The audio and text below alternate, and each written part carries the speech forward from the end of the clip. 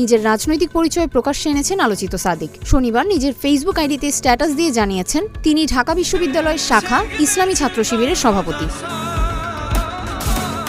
সাদিক কায়েমের পরিচয় প্রকাশের পর এ নিয়ে ফেসবুক জুড়ে চলছে নানা আলোচনা সমালোচনার ঝড়। রোববার একটি স্ট্যাটাসে প্রবাসী সাংবাদিক জুলকারনাইন শায়ের খান লিখেছেন, ছেলেটাকে আমি চিনতাম সালমান নামে, পরিচয় জুলাইয়ের 25 তারিখ থেকে, তারপর নিয়মিতই কথা হতো।